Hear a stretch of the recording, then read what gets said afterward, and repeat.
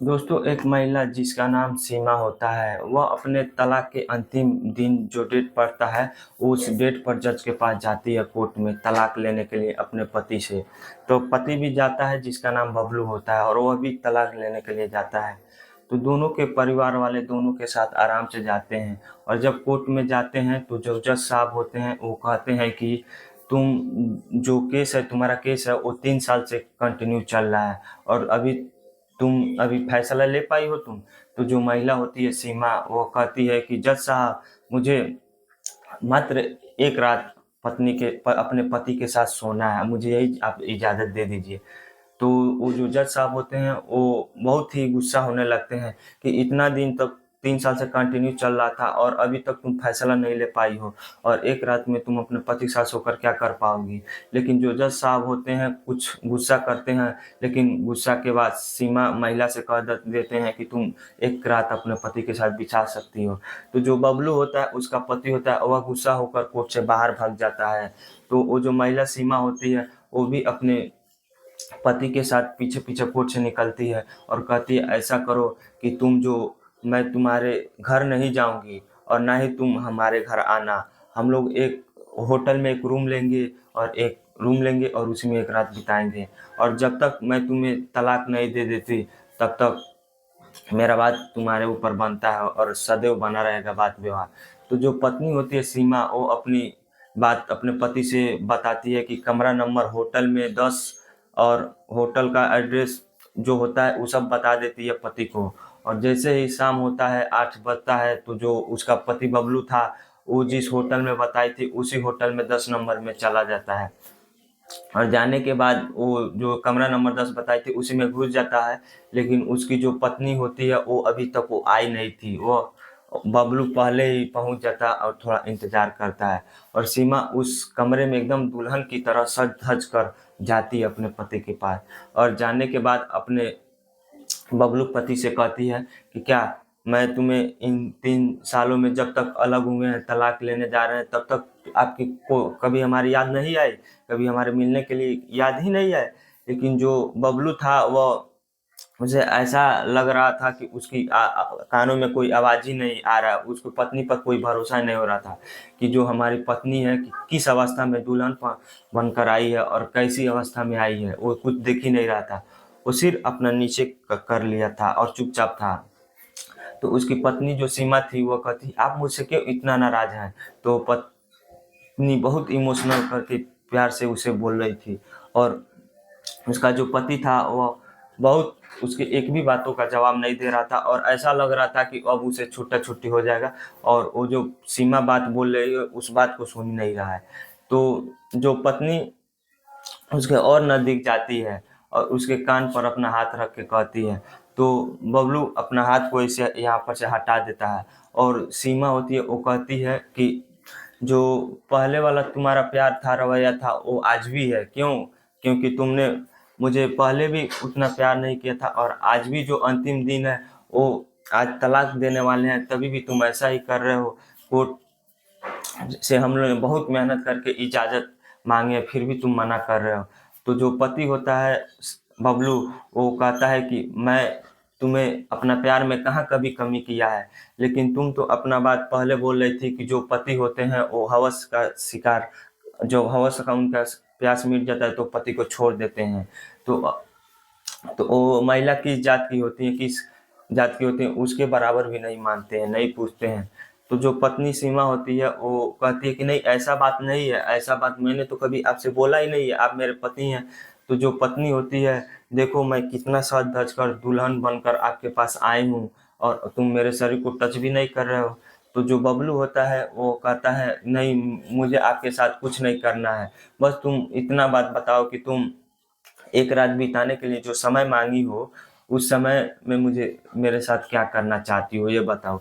तो जो पत्नी होती है सीमा, वह कहती है कि वो जो पति था उसको गाँव में भागना चाहती थी लेकिन वो नहीं मानता है। तो वो सीमा होती है, वो कहती है कि क्या कोई पति ऐसा कर सकता है कि कोई किसी का पत्नी इतना सज धज कर अपने पति के पास आई हो और अपने पति को टच भी ना करे, ऐसा पति आपने कभी देखा है? तो वह बहुत गुस्सा आ जाता है और इन सब बात को छोड़कर दुख भरी बातें करने लगता है कि तुम्हारे जो इतना अच्छा शरीर है ये क्यों दुबला पतला हो गया, क्यों ऐसे हो गए, 3 साल में क्यों इतना दुबला पतला हो गए।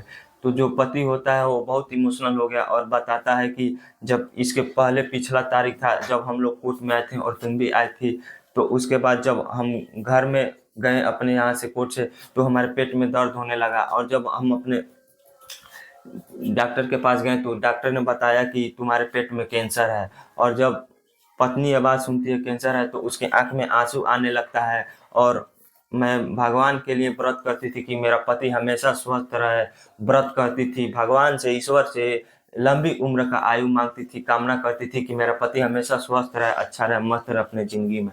लेकिन तुम्हें ऐसा कुछ होगा, मुझे पता ही नहीं था कि ऐसा होगा, कैंसर हो जाए। तो पति पत्नी इन दोनों मिलकर उस रात में, दोनों इमोशनल भरी रात में प्यार भरी बात को रात में करते रहते हैं। तो जब सुबह 6 बजता है, भोर हो जाता है, तो ये दोनों लोग आपस में झगड़ा करने लगते हैं। तो झगड़ा करने के बाद जो पत्नी होती है वो करवट फेर करके इधर सो जाती है और पति करवट छोड़ के उल्टा साइड उसके सो जाता है। तो दोनों का समय बीत जाता है, ख़त्म हो जाता है और ये दोनों अपने अपने घर सुबह चले जाते हैं।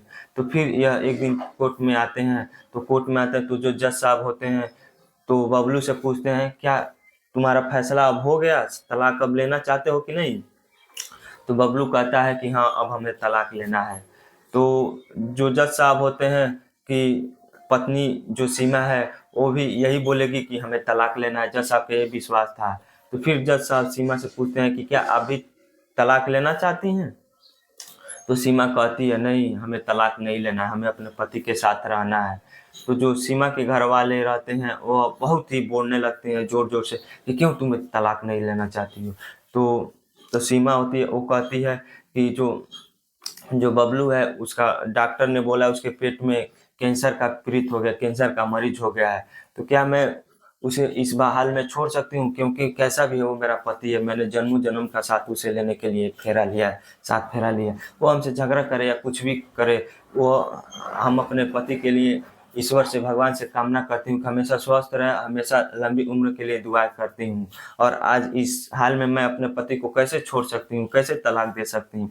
तो वो जो उसका पत्नी होती है वो बहुत ही मायूस हो जाती है और पति भी मायूस हो जाता है और एक आंखों से आंसू आने लगता है पति का। और जज भी खुश हो जाते हैं कि चलो एक पति और पत्नी जो 3 साल से तलाक चल रहा था, केस चल रहा था, तो आज इन सब का अंतिम फैसला था। लेकिन ये सब तलाक इनकार कर दी और कैंसिल होने जा रहा है और दोनों एक साथ होने जा रहा है। तो तभी घर वाले पत्नी बेटी के घर वाले बोलते हैं कि इसका कैंसर हुआ है, कैंसर का मरीज हो चुका है, आज नहीं तो कल, ये तो 2-4 महीना 6 महीना बाद आज तो ये मर जाएगा, दुनिया छोड़कर चला जाएगा, भगवान को प्यारा हो जाए। लेकिन तुम्हारा जो जिंदगी है वो बेकार हो जाएगा, तुम किसके साथ रहोगी। तो जो पत्नी होती है वो बोलती है नहीं, कैसा भी हो, अगर मेरा पति भी नहीं रहेगा तो मैं भी इसके यादों में पूरा जिंदगी बर्बाद कर दूंगी, काट लूंगी। तो मैं अभी इस पति को मैं छोड़कर नहीं जाऊंगी, तलाक नहीं लूंगी। तो इसके बाद वह दोनों केस कैंसिल कर जाता है, रफा दफा हो जाता है और दोनों पत्नी होती है अपने पति के साथ अच्छे से, दोनों गले से मिल जाते हैं और गले से लग जाते हैं और दोनों मिलकर एक रोने लगते हैं और दोनों वहाँ से अपने घर चले आते हैं और आराम से आते हैं और अपने एक जीवन को जीने लगते हैं और एक नई ज़िंदगी की शुरुआत करते हैं। और दोनों एक प्रेरणा लेते हैं कि आज से हम एक नई ज़िंदगी की शुरुआत करेंगे और अच्छे रास्ते पर चलेंगे, अच्छे बनेंगे। तो दोस्तों ये कहानी से आपको भी सीख लेनी चाहिए कि हमें किसी को गलत ना कहते हुए उसे अच्छे रास्ते पर ले जाना चाहिए और आगे चलकर वो भी सही रास्ता पर चल जाएगा, तो उसे अपना लेना चाहिए। तो वीडियो अच्छा लगे तो वीडियो को लाइक, चैनल को सब्सक्राइब कर दीजिए ताकि नया वीडियो आए तो नोटिफिकेशन आपके पास जाता रहे। और अच्छा लगा तो एक प्यारा सा कमेंट कीजिए। मिलते हैं अगले वीडियो में, तब तक के लिए जय हिंद, जय भारत, धन्यवाद। आप सभी को इतना सारा प्यार देने के लिए मेरा सादर बड़ा प्रणाम।